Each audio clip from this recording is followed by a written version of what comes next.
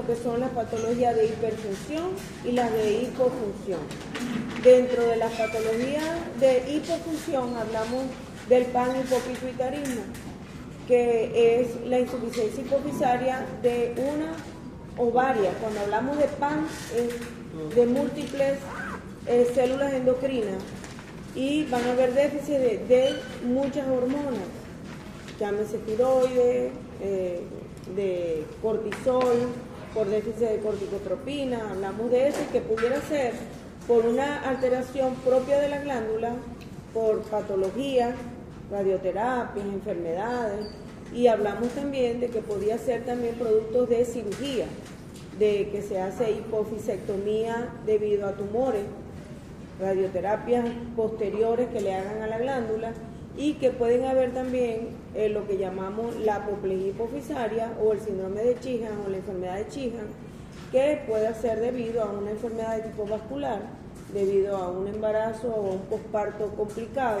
por pérdida sanguínea, que se llama Sheehan, o bien sea porque el paciente tenía un tumor, y dentro de eso se meten los tumores macroadenomas, como la acromegalia, que puedan producir un infarto a nivel del tumor, y por supuesto una necrosis y una insuficiencia hipofisaria debido a una apoplejía hipofisaria, lo que desencadena una emergencia neuroquirúrgica con hipertensión endocraniana aguda y alteraciones neurológicas del paciente, estado de conciencia y demás, debido a una necrosis de un tumor ya localizado a nivel de la hipófisis. Entonces, recuerden esa parte de la neurología, lo que tiene que ver con las enfermedades neuroendocrinas, que las tenemos que tener presentes, porque se nos pueden presentar esos casos. Entonces, no solo es ictus, sino que pueden haber tumores cerebrales que pueden provocar este tipo de alteraciones, sobre todo, y como es una glándula que está localizada a nivel del piso, en el efenoide, y que tiene estructuras alrededor que dan mucha sintomatología cuando está afectado, y dentro de eso el quiasma óptico, entonces el paciente nos puede llegar con manifestaciones debido a enfermedades oftalmológicas, y dentro de eso la diplopia, y el paciente lo que tiene es un tumor hipofisario. Entonces recuerden esas alteraciones, ¿no? La acromegalia está metida dentro de lo que es la hiperfunción, y ahí mismo también está lo que es la hiperprolactinemia. Entonces son enfermedades que tenemos que tomarlas en cuenta. La acromegalia es un tumor que cuando hablamos de los tipos de tumores que pueden ser benignos y malignos, a veces la malignidad no es dada solo por las células tumorales, sino por el gran crecimiento que ocasiona, y esto produce mucha sintomatología clínica. Entonces las manifestaciones pueden ser propias del tumor, y este es uno de ellos, porque generalmente son tumores macroadenomas, más de 10 milímetros, o sea que tienen de 1 centímetro a más, y esto va a ocasionar compresión de estructuras que se encuentran alrededor. Dan sintomatología clínica muy tardía, porque puede pasar alrededor de 10 años y todavía el paciente va teniendo síntomas progresivos, y sobre todo a nivel de los tejidos, donde va a haber un crecimiento importante de la cabeza, de los tejidos acros, de las manos, de los pies, de la talla. El paciente, si lo presenta, dependiendo del momento en el cual se presente, llamamos gigantismo acromegálico, cuando ese paciente aún no se han cerrado las epífisis, pero ya tiene una fisonomía acromegálica con una talla alta, y entonces el paciente va a ser un gigante acromegálico, o ya se ha cerrado las epífisis y ha ocasionado entonces pura sintomatología acromegálica, o el paciente entonces va a tener manifestaciones, sobre todo que se puede estar dando por efecto desde el punto de vista no solo fisonómico, sino también fisiológico, y alteraciones de sus funciones, sobre todo metabólicas. Y entonces vemos pacientes diabéticos que son diabéticos acromegálicos, o pacientes que tienen una alteración cardiometabólica debido a una enfermedad acromegálica. Entonces la acromegalia en sí, aunque es un tumor que crece lentamente, es capaz de crecer, ir creciendo e ir ocasionando manifestaciones clínicas que pueden acabar con la vida del paciente, porque de hecho el paciente acromegálico puede morir por enfermedad respiratoria, por enfermedad cardíaca. Entonces hay que tomarlo en cuenta. Fíjense que la edad de prevalencia está entre los 40 y los 60 años de edad. Es todavía una edad que el paciente es todavía productivo. Entonces va a tener muchas manifestaciones y que en esta edad es cuando nosotros vemos también que se comienzan a manifestar sobre todo enfermedades cardiovasculares. Entonces hay que hacer descarte. Después cuando veamos tiroides vemos que no solamente en arritmia cardíaca tenemos que hacer descarte de hipertiroidismo, sino que en caso de fibración o extrasístole, sino que también tenemos que hacer descarte de enfermedades acromegálicas. Miren en las manos a los pacientes, revisen en las manos acromegálicas, el paciente comienza a tener necesidad de dejarse de colocar anillos porque ya les aprietan, igual que el que usa sombrero ya no se puede poner sombrero, o el sombrero tiene que ser de mayor talla, entonces los zapatos igual. O sea, hay que hacer una evaluación de eso. La incidencia es baja, o sea, vamos a encontrar que de 3 a 3.3 casos por millón de habitantes al año podemos tener pacientes acromegálicos, pero los vemos en la consulta. Yo he visto pacientes acromegálicos, se le ha hecho el diagnóstico de acromegalia. Entonces, que han llegado a la consulta por otras causas, dentro de esos cardiovasculares o por enfermedades metabólicas, y a la final cuando uno le ve la fisonomía o le ve las manos o le hace unas preguntas, y sobre todo es preguntarle, ¿tiene fotografías previas? Porque hay que ver la fisonomía o la cara de ese paciente en 10 años antes, cómo era y cómo ha cambiado en este momento, ¿no? Vemos familias acromegálicas o vemos familias de feo, como digo yo. Entonces, por eso es que hay que preguntar, porque de pronto es la herencia, todos son la misma cara y no tienen acromegalia. Entonces, es importante preguntar cómo es la fisonomía, cómo estuvo su cara unos años antes. Entonces, revisar. La prevalencia es de 60 casos por cada millón de habitantes, y muy importante es que la hormona de crecimiento estimula lo que es el factor de crecimiento insulínico a nivel hepático, que es la somatomedina C. Entonces es muy importante porque el diagnóstico se basa principalmente en esto. Entonces tenemos que desde el punto de vista etiológico se habla de que puede existir un factor también genético con una alteración a nivel proteico, y que desde el punto de vista etiológico la formación de hormonas de crecimiento vamos a tener adenoma, o sea que son tumores benignos, pero se consideran malignos por el crecimiento, por las compresiones que hacen del tumor, pero es un tumor benigno, recuerden eso. Es un macroadenoma, en el 80% de los casos se presenta como un macroadenoma propio de la hipófisis, pero también podemos tener tumores mixtos, no solamente de hormonas de crecimiento, sino que puede estar asociado a hormonas productoras de prolactina también. Entonces podemos tener de tiroides, tirotropina, entonces podemos tener tumores combinados mixtos, prolactinoma, podemos tener tumores de tirotropina, tumores combinados de hormona de crecimiento y corticotropina. Entonces tenemos los mixtos, pueden estar solos o pueden ser mixtos. Y a su vez, un crecimiento tumoral, que vemos que el 80% es macroadenoma, puede provocar alteración del resto de las glándulas o de las células que están alrededor. Entonces podemos tener una acromegalia con una insuficiencia del resto de las hormonas que están alrededor, porque es una glándula muy pequeña. Entonces por compresión puede dañar otras que están alrededor. Puede ser ectópico, en el resto del 20 o el 10% de los casos podemos tener tumores ectópicos, y donde tenemos que ir a buscar primero es en pulmón.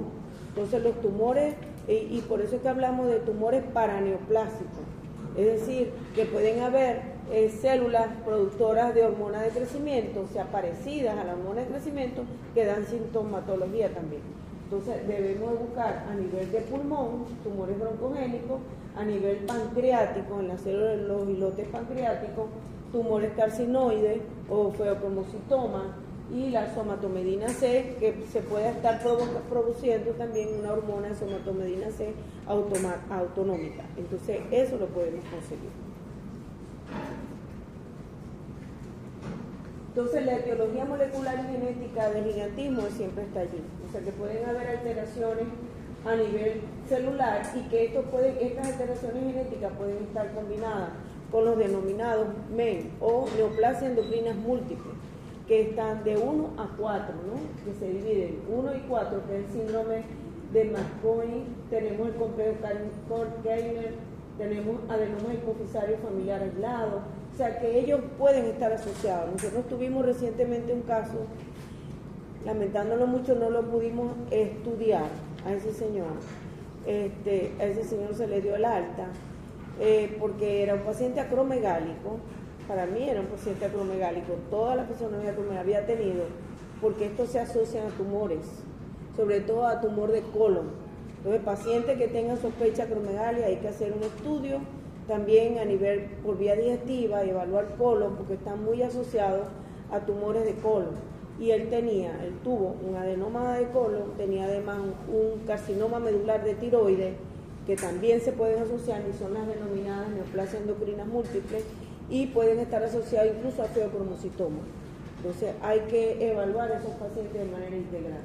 Y se han identificado también grupos de jóvenes una mutación lineal germinal en la codificación del gen que codifica la proteína que interactúa con el intermediario en pacientes con acrogigantismo. Esos son los que tienen que son acromegálicos y además son gigantes.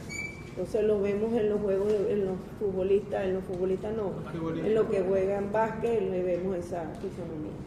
Y en la película de Stan Red, ¿no? Fíjense que pueden estar asociados, estos síndromes están asociados con acrocordones, con melanomas también, porque pueden haber tumores productores en piel, macroglosia, lo vemos también en los prolactinomas, estos son los acrocordones. O tumores neuroendocrinos, que lo podemos ver entonces asociados. Entonces, en la neoplasia endocrina múltiple se va a caracterizar por el desarrollo de tumores que abarcan a varias glándulas endocrinas, son de 1 y 4, 1, 2, 3 y 4, y se hereda de manera autosómica dominante o vienen de manera espontánea. Pueden hacer una revisión acá.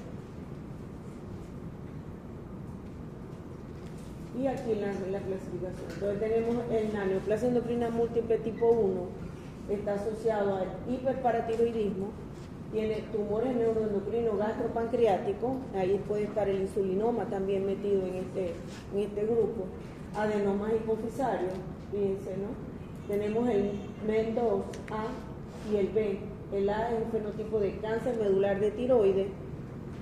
Aquí el marcador para el cáncer medular de tiroides es la calcitonina, ¿no? El feocromocitoma, el hiperparatiroidismo primario, y en el 2B tenemos el cáncer medular de tiroides, fíjense que está en casi todo, el feocromocitoma, y las tienen características marfanoides, vemos que tienen alteraciones a nivel de la elasticidad de la piel, trastornos cardíacos, estos pacientes pueden tener miocardiopatías dilatadas, alteraciones a nivel de lo que es la lengua, neurinomas de lengua que vimos en la gráfica anterior, y aquí está.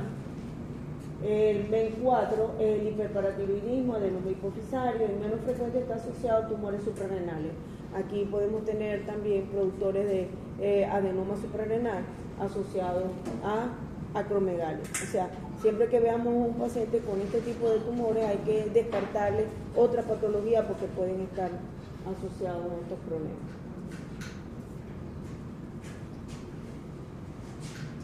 Y esta es la revisión. Esta anterior, si quieren la pueden tomar. Aquí pueden revisar, aquí está lo que está en la lámina, está explicado muy bien.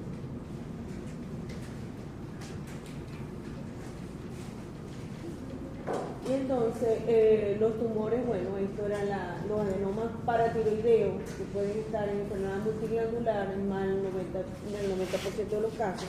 O sea, que tenemos que buscar la paratiroide. Cuando veamos pacientes que tengan alteraciones del calcio, hay que buscar acromegalia también, hay que buscar tumores de la paratiroides, ¿no?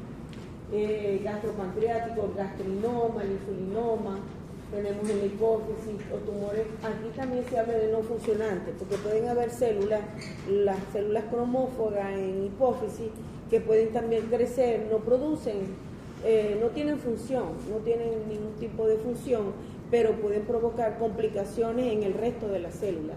Entonces hay también el que tomarla. Fíjense que es el 20% de los casos. Ahí están los prolactinomas, hipófisis, acromegalia, hormona de crecimiento y prolactinoma, adenoma no funcionante. Los tumores carcinoides, la adrenal, también ferroconocitoma, el Cushing, hiperaldosteronismo primario, tumores cutáneos, angiofibromas faciales, como lo que vimos ahora con las manchas, ¿no? Lipomas, y en el sistema nervioso central puede estar asociado a meningiomas, que son tumores benignos cerebrales, pero que dependiendo de dónde estén ubicados, se pueden considerar también con complicaciones. Uno habla, fíjense que tomen bien la palabra, no es que sean malignos, sino que algo puede ser muy bueno, pero te hace daño. Ese es el sentido. Entonces es benigno, pero si está en el tallo cerebral, te puede comprimir y te puede matar. Sí. Entonces es un tumor de crecimiento lento, pero puede dañar. ¿De acuerdo? Pero es benigno. Yo recuerdo con el meningioma, eso de que puede matar y todo eso. Fíjense que yo tengo una experiencia un poco negativa, ¿no? En el seno de un familiar con un meningioma. Yo recuerdo que en la consulta, cuando hablé con neurocirugía, una de las preguntas que le hizo, esta persona que la tiene y tiene 88 años. Y el neurocirujano le preguntó que cuánto esperaba vivir. ¿Usted cree que esa es una pregunta? Buscando una ayuda a alguien y que el médico le diga, ¿cuánto esperas vivir tú? Los jóvenes esperan vivir muchos años, a veces se mueren. ¿Me entiendes? Todo el mundo espera vivir muchos años, 100 años. Pero eso no sé. Desde el punto de vista ético, eso no va. ¿No es verdad?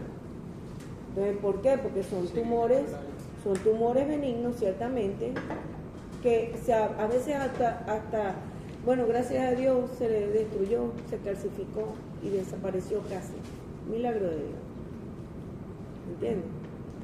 Entonces, uno se pone a ver estas cosas y por eso es que no hay que discriminar a los pacientes y a todos hay que verlos igual, tratarlos y escucharlos y resolverles los problemas. Y si no lo pueden resolver, ora por él, dale una palabra de aliento, pero siempre tiene que estar presente el apoyo del médico en ese paciente que está buscando ayuda.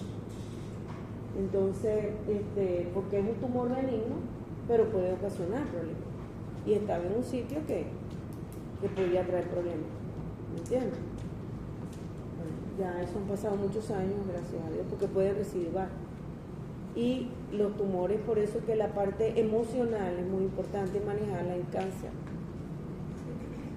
Porque a la final lo que termina activando las células cancerígenas y todo es el estado de ánimo, la emocionalidad, el apego, la motivación que tengas para vivir, todo eso. Entonces hay que mejorar porque eso va a activar el mensaje que tú le envías a la célula.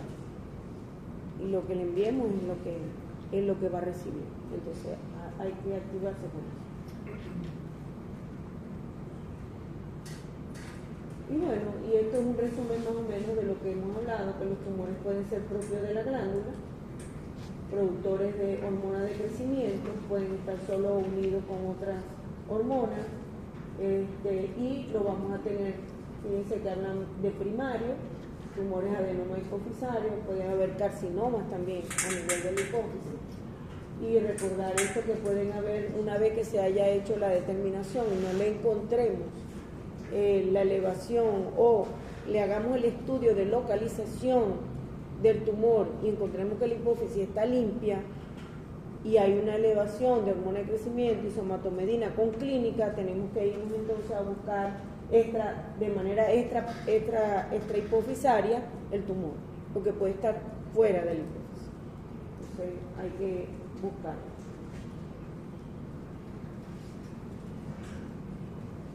Desde el punto de vista clínico, recordar siempre la imagen que está relacionada con múltiples estructuras alrededor de la hipófisis. Entonces tenemos síntomas dependientes de la hipersecreción hormonal, aumento del crecimiento tumoral propio del tumor, y que esto puede ser por compresión de estructuras vecinas y propias de las glándulas o alteración de las glándulas vecinas. ¿De acuerdo? Recordar eso. Entonces, desde el punto de vista ya propiamente por la secreción hormonal, vamos a tener manifestaciones de crecimiento acro, aumento de los tejidos en el 100%. Vamos a ver el crecimiento, pronetismo, lo vamos a ver, aumento del crecimiento de la lengua, el paciente va a tener hiperhidrosis, que es el aumento de la sudoración. Muchas veces el paciente le consulta a uno por esto, porque sudan demasiado, y muchas veces la sudoración es un poco fétida, o sea, tiene un olor bastante ácido, fuerte, y hay que tomar en cuenta esto porque hay crecimiento de las glándulas sudoríparas también. Pueden haber cefaleas, en muchos de los casos el paciente consulta es porque tiene dolor de cabeza, entonces hay que tomar en cuenta eso. Las neuropatías periféricas son muy frecuentes. ¿Por qué? Porque hay crecimiento de los tejidos, pueden haber compresión radicular. El paciente tiene síndrome del túnel del carpo y muchas veces es operado y resulta que no fue estudiado, y el paciente no mejora porque tiene una compresión debido a una acromegalia o porque tiene el paciente una degeneración ya debido a una diabetes que puede estar asociada a una acromegalia, ¿no? Pueden haber incluso hasta deformidades a nivel de las articulaciones. El paciente sobre todo puede tener fracturas o compresiones a nivel de nervios, a nivel de columna.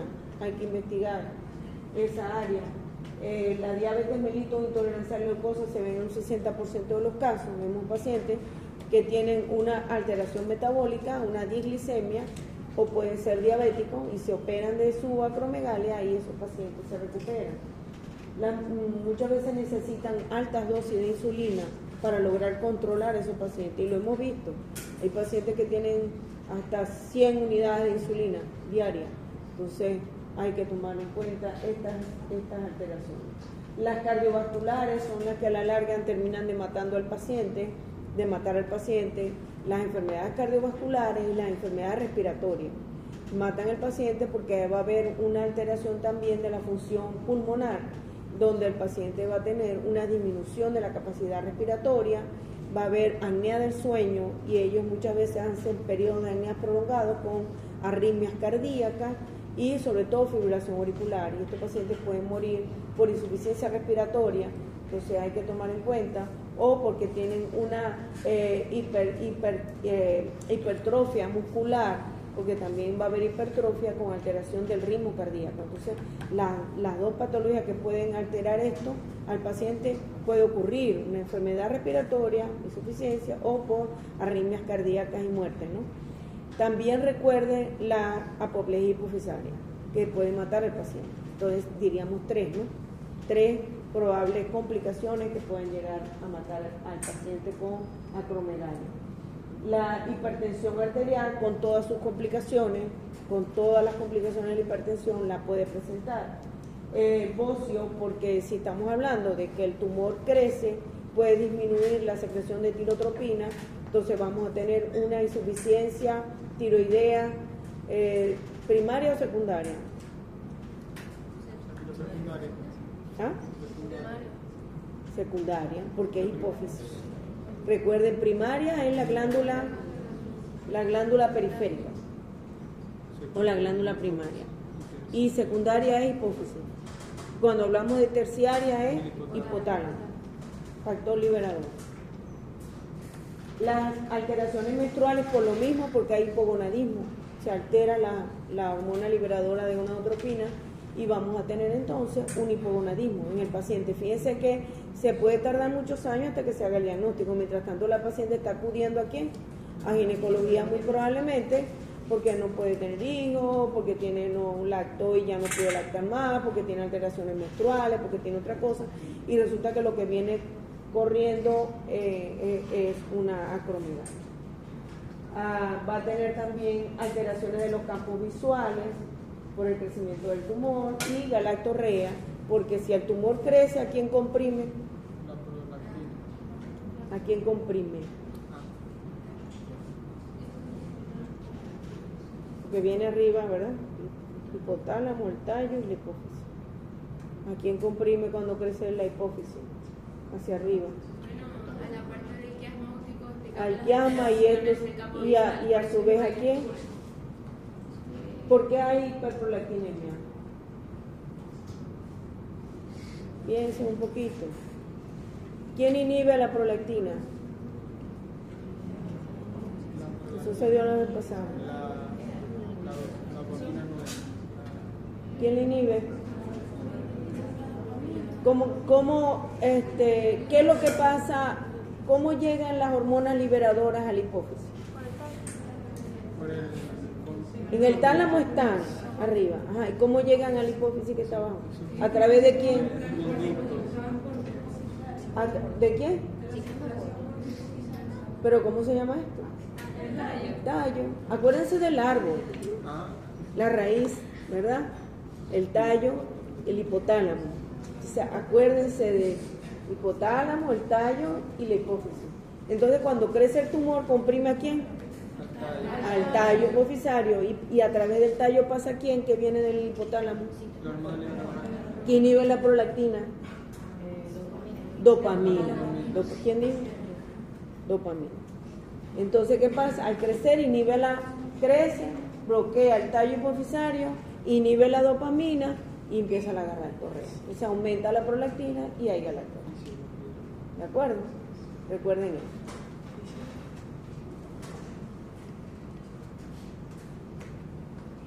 Y la parte fisonómica es amplia, porque el paciente puede tener cualquiera de esos signos. Entonces, los faciales, sobre todo por crecimiento de los huesos, el paciente termina oyéndose él mismo. O sea, porque crecen los orificios de la cara, hay protrusión o pronunciamiento, lo que es los arcos orbitales, aumento del tamaño del labio inferior de la nariz, separación de las piezas dentarias, hay diástasis de los dientes separados, hay agranamiento de la mandíbula. Ahora que vamos a tener el debate de términos médicos, prognatismo, ¿no? Agranamiento de la lengua, macroglosia. ¿En qué patología se ve? Porque no solamente que me digan macroglosia, ¿dónde la vemos? Voz más grave, ¿no? Engrosamiento y edema de los párpados, crecimiento exagerado en las manos, pies y dedos, piel grasosa, que ya hablamos de la sudorípara, ¿no? Y de la sebácea. Aumento del tamaño de los poros, hiperpigmentación o acantosis nigricans. Estos son acrocordones, que son estos que están acá. Sudoración excesiva, sobrepeso, obesidad, neuropatía periférica, síndrome del carpo. Artropatía. A mí siempre me ha preocupado lo del síndrome del carpo. Siempre. Porque es monetario para el ortopedista. ¿Verdad? Acá cierto mundo, ese es el carpo, vamos a operar. Muy fácil, pero no se hacen a veces diagnósticos a profundo desde el punto de vista metabólico, sino que lo operan. Ya te operé y el paciente sigue igual. Porque está relacionado con múltiples patologías. Entonces, el síndrome del carpo es digno de evaluar. La artropatía se manifiesta por dolor, inflamación, reducción de la movilidad de múltiples articulaciones, aumento excesivo de la talla corporal, únicamente en el gigantismo, pero hay gigantismo acromegálico, ¿no? Retraso de la pubertad en el gigantismo. ¿Por qué? Porque hay disminución de las gonadotrofinas. Hay un retraso, puede haber infertilidad. Y los metabólicos. Hablamos de propio del tumor, fisonómico y los metabólicos. Los metabólicos hay hipertensión arterial, vamos a tener insuficiencia cardíaca, y hablamos del crecimiento del músculo cardíaco, hay arritmias cardíacas, aumento del tamaño de órganos abdominales, Yo recuerdo mucho un caso de un paciente que lo tenía cardiología hospitalizado en el Coromoto Peso hace muchos años. Y nos pidieron la consulta porque el paciente diabético lo tenían hospitalizado por arritmias cardíacas, fibrilación auricular, que ya tenía altas dosis de todos los medicamentos, la paciente era mayor, porque generalmente cuando se hace el diagnóstico ya el paciente tiene 80 años, a veces está en 80, 85, entonces uno piensa en el riesgo quirúrgico, neuroquirúrgico, para operar al paciente y extirpar el tumor, y los riesgos que tiene cardiometabólicos que lo pueden llevar a la muerte también, porque estas complicaciones son graves. Entonces, a esa paciente, estando hospitalizada, se le hizo el diagnóstico de acromegalia a esa paciente. Bueno, ahí se decidió por ella, fue tratamiento médico, tratar la acromegalia, o sea, tratar los productos, la hormona, se dan productos agonistas dopaminérgicos que me inhiban a la hormona de crecimiento y que tienen buen efecto sobre la hormona de crecimiento, y el paciente comienza a mejorar los síntomas. Y de hecho la paciente también estaba diabética y se hizo el diagnóstico ahí. Entonces, eso fue una reunión que se hizo y le estoy hablando de hace muchos años. Yo, si acaso, he visto en el tiempo que tengo trabajando en esto, he visto 2 casos. Ese y otro que me llegó a la consulta por diabetes, pero me llamó la atención las manos y empecé a indagar, tenía una acromegalia, ¿entiendes? Entonces es importante porque te puede llegar un caso y dirás, no, esto no es frecuente, pero si te llega y no lo conoces, se te pasa por alto. Pero si ya tú ves que algo raro tiene, o tiene mucho de esto, puede tener tal cosa, entonces tú indagas, pero si no lo conoces, no lo vas a buscar nunca, ¿entiendes? Y esos son los casos que se escapan. Hay que pensar en eso. Fíjense, y generalmente por arritmias cardíacas que consultan, fibrilación, extrasístole, pero muy frecuente la fibrilación. Hay aumento del tamaño de órganos abdominales, el paciente puede tener una hepatomegalia, hígado graso, porque está relacionado también con los problemas metabólicos. Entonces hay que investigar. Hay debilidad muscular y cansancio, apnea del sueño, pausa prolongada de respiración, hay intolerancia a la glucosa, dislipidemia es frecuente. Pacientes lo vemos con hipertrigliceridemia, hipercolesterolemia, o sea, que hay que tomar en cuenta. Los pólipos de colon, y estos pólipos de colon son premalignos. Entonces el paciente generalmente, así como tiene acrocordones, puede tener, o cordomas, podemos tener también pacientes en todo el colon, una poliposis intestinal, y todo esto puede desencadenar cáncer de colon. Entonces hay que tomarlo en cuenta.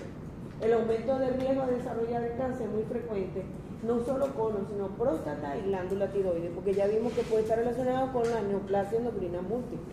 Entonces podemos tener ferocromocitoma, carcinoma medular de tiroides, podemos tener hiperparatiroidismo debido a un carcinoma de paratiroides. Entonces hay que tomar en cuenta.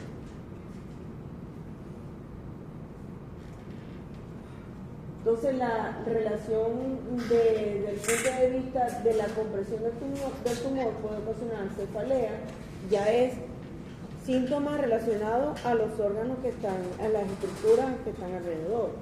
Entonces vemos cefalea, alteración de la visión, diplopia, generalmente, y hemianoxia, pérdida de la visión temporal, intemporal, aumento de la prolactina por efecto del tallo hipofisario, por compresión del tallo y inhibición de la dopamina, disminución de una o varias hormonas producidas en la glándula hipofisaria es también frecuente. Entonces vemos pacientes con esta característica, ya cuando nos llegan así, ya uno dice, ay, es una acromegalia, ¿verdad? Me parece que lo he visto, y si no lo conoce, dice, me parece que lo he visto. Entonces vemos las características de la lengua, las manos, fíjense las comparaciones, los dientes, la diástasis de los dientes, también los labios pronunciados, la nariz gruesa, la piel es gruesa, es fría, porque puede tener un hipotiroidismo también. Entonces, determinar eso. Y la siguiente, el pronatismo. Entonces, Me da risa porque él se parece mucho. Ah, sí, es que se basó en un personaje. Se basó en eso. Entonces, tomar en cuenta.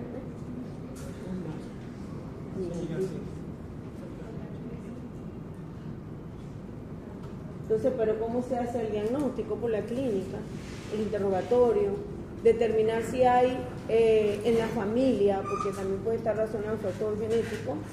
Entonces, preguntar en la familia si alguno ha padecido un problema de talla, son muy altos los niños, o sea, determinar eso. Y el problema de la determinación de la hormona de crecimiento, que tiene un ritmo circadiano. Lo primero que se pierde en estos casos es el ritmo circadiano. Siempre que hay una hiperfunción o una alteración endocrina, y hablamos de hipófisis, lo primero que se pierde es el ritmo circadiano.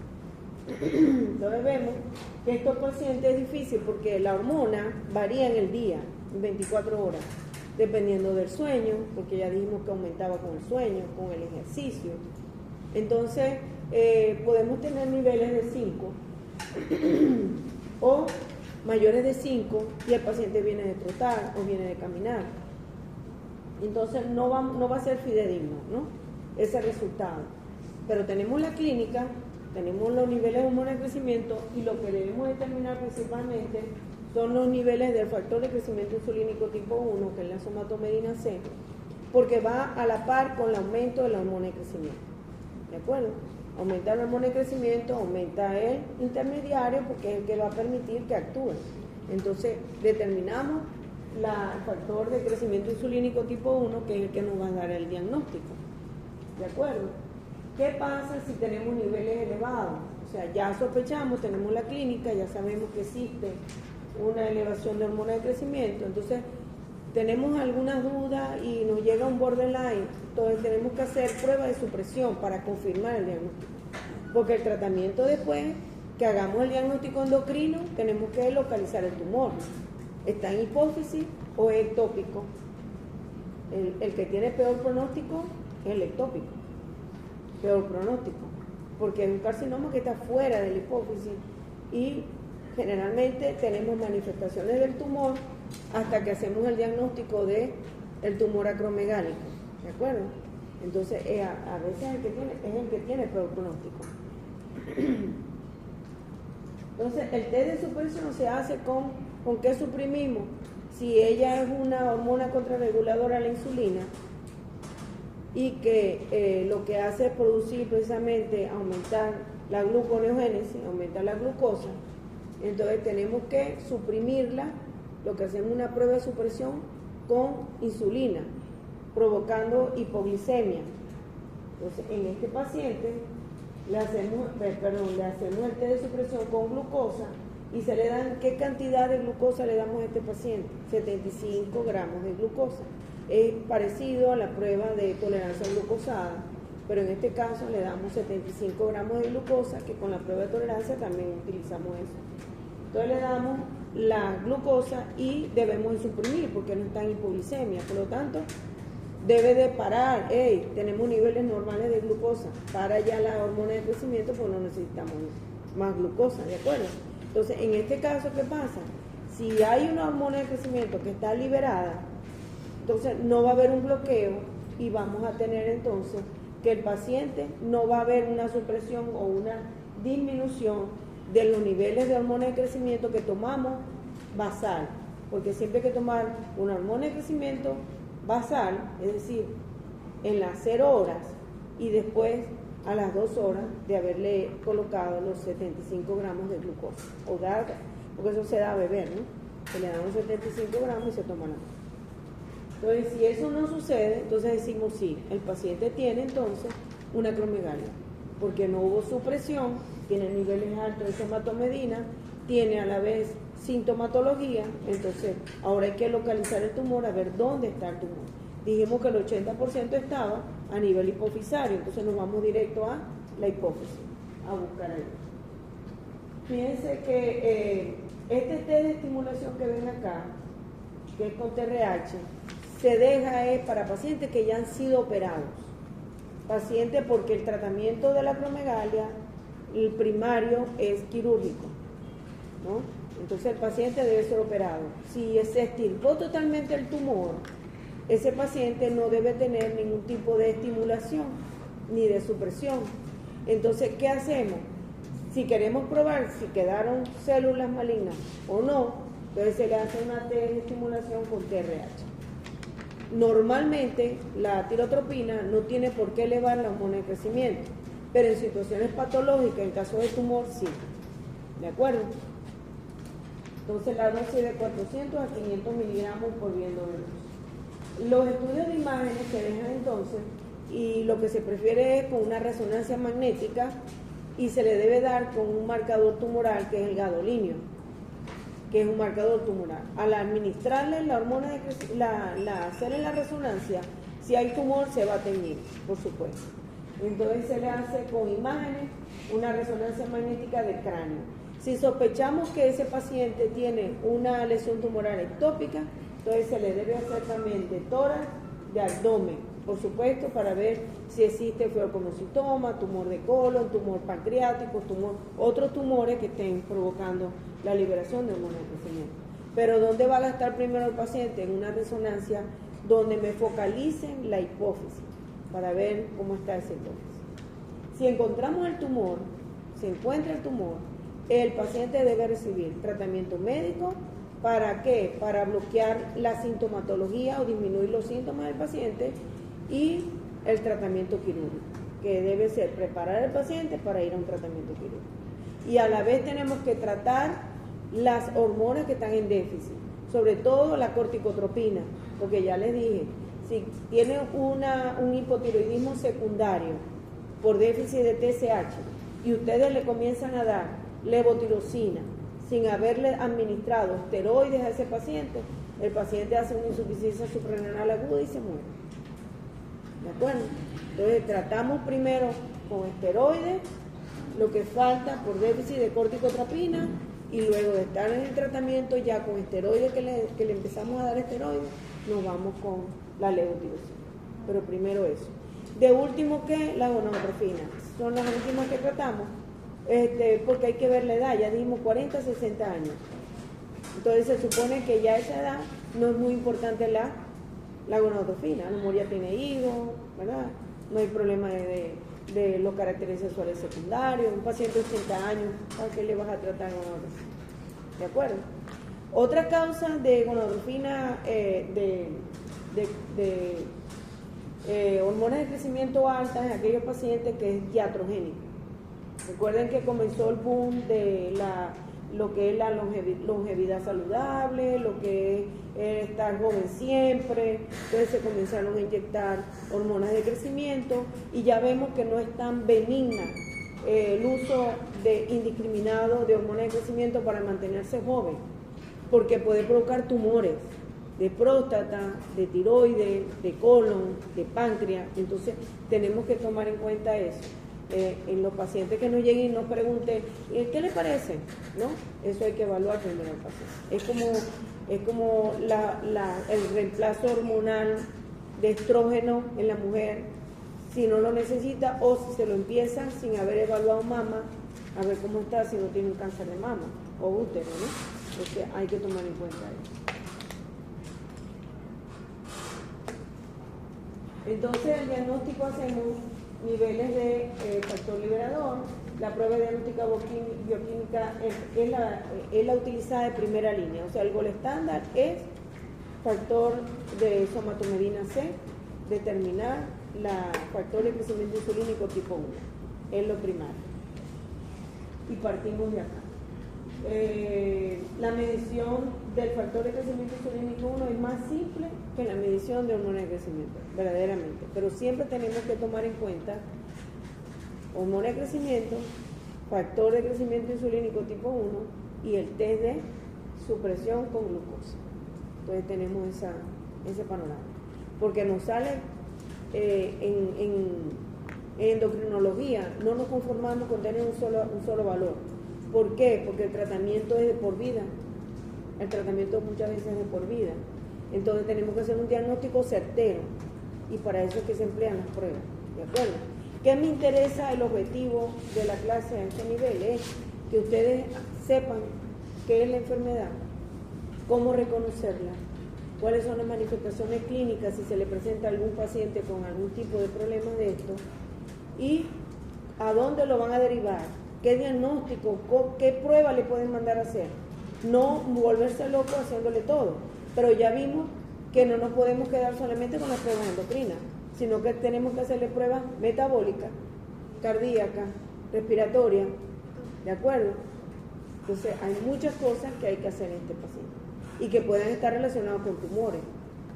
Entonces, determinar la historia clínica tiene que ser completa para ver la revisión por sistema, cómo está su esfera cardiovascular, cómo está su parte metabólica, si tiene sintomatología, poliuria, polidipsia, polifagia, si hay galactorrea, cómo está su parte gonadal. Entonces, es un trabajo, ¿no?, que hay que hacer. Hay un interrogatorio exhaustivo de todo, toda la esfera metabólica, respiratoria, endocrina, cardíaca, gonadal, para poder saber si existen complicaciones propias del tumor. Y tratar, entonces, y diagnosticar y tratar. Y dentro de eso también recordar el perfil lipídico, la glicemia, la hemoglobina glicada, ¿de acuerdo?, para hacer el diagnóstico.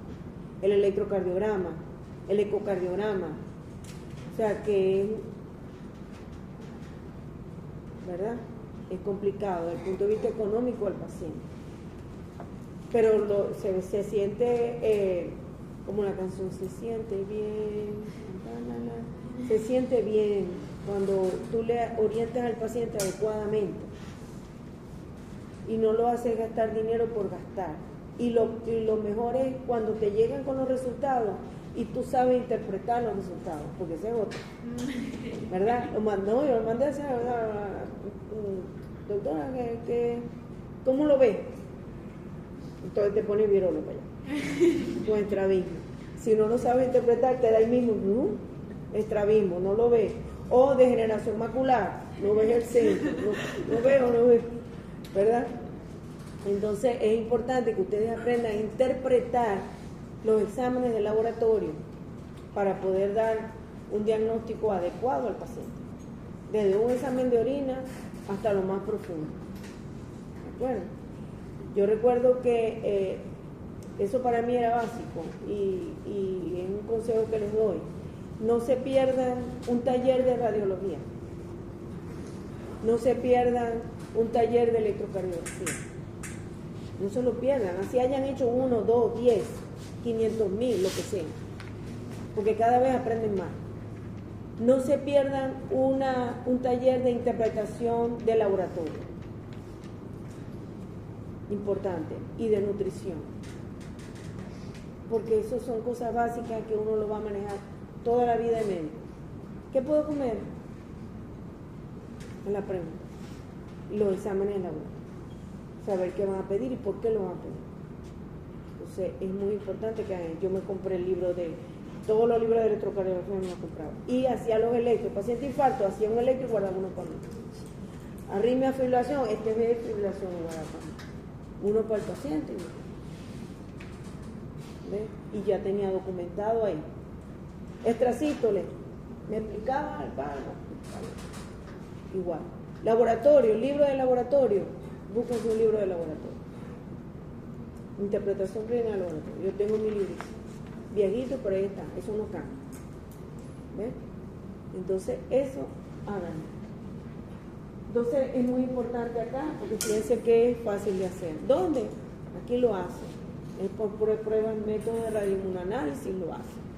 ¿De acuerdo? El laboratorio de aquí de bioanálisis está muy bien preparado, el laboratorio de endocrino.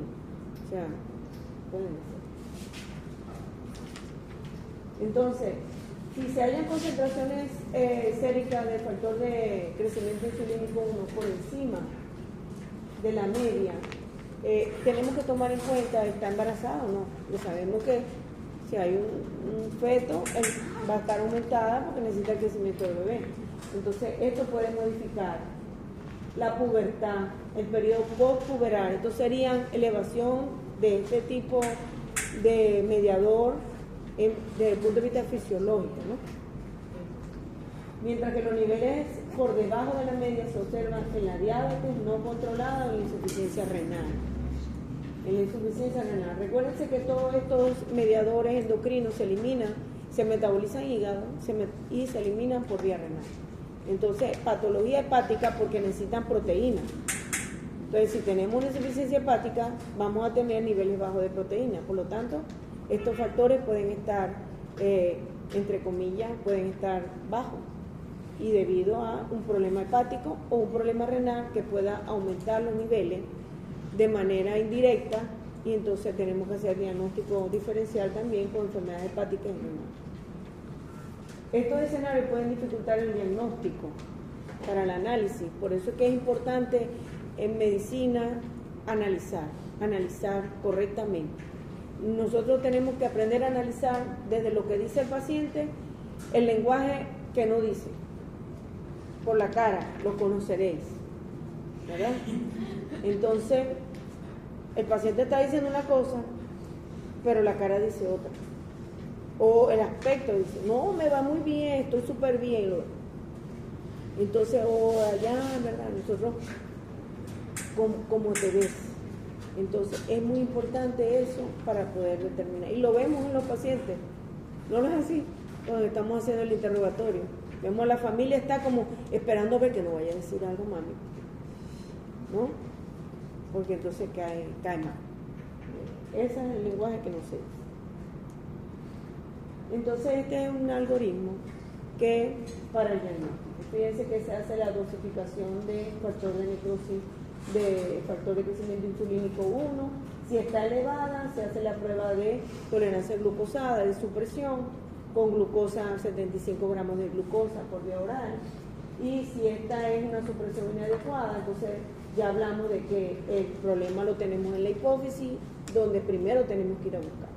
Le hacemos una resonancia magnética de hipófisis, puede haber una masa hipofisaria y hablamos de un adenoma hipofisario, aquí el tratamiento quirúrgico, por supuesto. Y si no hay masas aquí, tenemos que ir entonces a buscarlo porque puede estar ectópico. Entonces nos vamos con la otra serie de exámenes. Si aquí hay una adecuada supresión de la hormona de crecimiento, se descarta acromegalia porque suprimió con la glucosa. Quiere decir que los niveles, cuando hablamos de supresión, cuando los niveles bajan de 1 nanogramo por decilitro, entonces es importante tomar en cuenta que haya una supresión verdadera. Y tomar en cuenta siempre la edad, el sexo del paciente en el momento de hacer las pruebas, ¿no? Entonces, si la IGF está aumentada, pero en el momento de hacer la prueba de supresión de glucosa no tiene acromegalia, negativo. Porque recuerda lo que acabamos de hablar, que puede variar con embarazo, el ejercicio, la edad del paciente, por eso que lo dice allí, si el paciente está en la pubertad, por eso la edad. Entonces son variables que uno tiene que tomar en cuenta a la hora de analizar una prueba tonil. Por eso no nos quedamos solamente con la prueba del factor de crecimiento insulínico 1, sino que hay que hacer la prueba de supresión para estar claro de que sí tiene una acromegalia y que tenemos que evaluar entonces la hipófisis. ¿De acuerdo? Creo que están al lado. Bueno, el tratamiento, tenemos el tratamiento es quirúrgico, básicamente, por diferentes vías, transfemoral, transfrontal, o a través de criocirugía, que también se está realizando, por vía transnasal, también se está usando, y ahora se está haciendo también por vía translabial, es decir, a través del labio superior, por vía endoscópica, llegan hasta la hipófisis y hacen una cirugía ahí. Así como lo están haciendo ahora a través por vía labial, entran acá y llegan a la tiroides y hacen la cirugía. Entonces, esta es principalmente el estudio. ¿Qué van a hacer ustedes? Hacen el diagnóstico, sospechan fuertemente de que sea un paciente acromegálico, ustedes tienen que referirlo. ¿A dónde? Lo tienen que referir al endocrinólogo y lo tienen que referir al neuroendocrino, porque ese paciente debería de ir a una cirugía, entonces hay que planificar. ¿De acuerdo? Pero ya ustedes hacen el diagnóstico.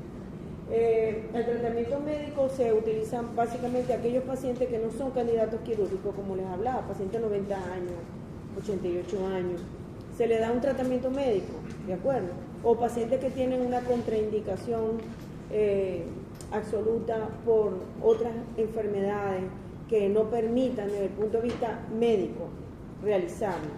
Entonces tenemos los mismos que se utiliza para la hiperprolactinemia, la bromocriptina, la cabergolina, que son antagonistas o agonistas dopaminérgicos, se pueden utilizar.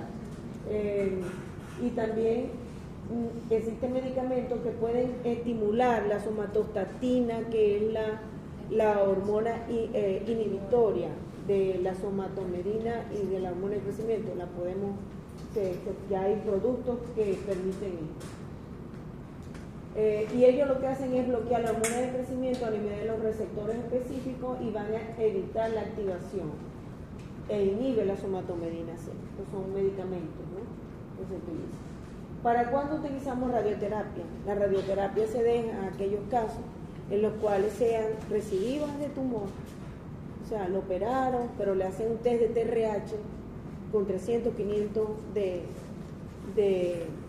TRH, de hormona estimulante de tiroides, y hay tumor, aparece que hay, aumenta la hormona de crecimiento, quiere decir que todavía hay tumor. Esos pacientes son candidatos a radioterapia, entonces se le dan radioterapia dirigida al tumor, al hipófisis. ¿Qué puede pasar? Alrededor de unos 3 a 6 meses, el paciente hay que reevaluarlo desde el punto de vista endocrino, porque la radioterapia puede ocasionar déficit del resto de las hormonas. Entonces hay que ver cómo quedó la tiroides, cómo quedó la liberación de corticotropina, de ver cómo están esas otras hormonas. Inclusive pacientes que han sido sometidos a neurocirugía con hipofisectomía del tumor pueden quedar con una diabetes insípida, porque a través del tallo hipofisario pasan los axones que vienen del hipotálamo, ¿verdad?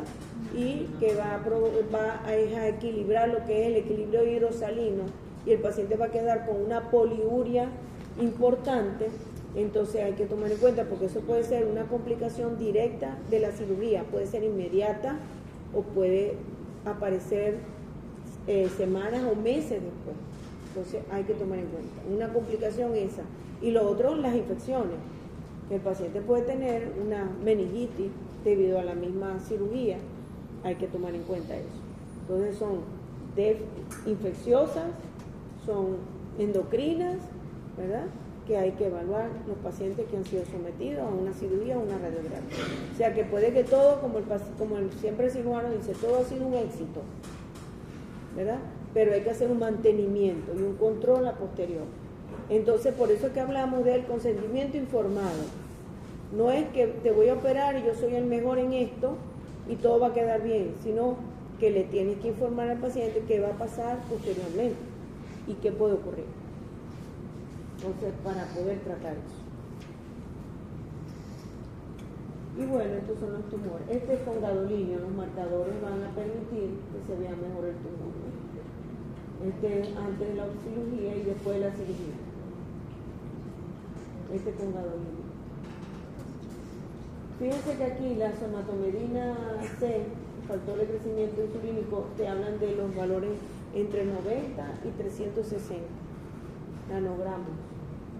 Esto es uno de los valores que es importante tomar en cuenta siempre el laboratorio que les reporta.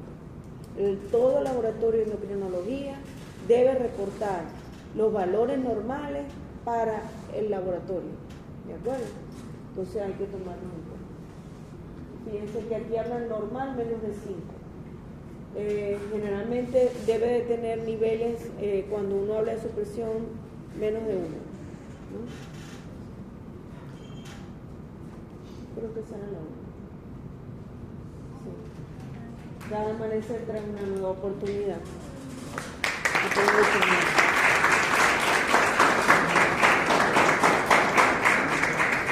Bueno, para el jueves, entonces vamos a hablar de hiperprolactinemia.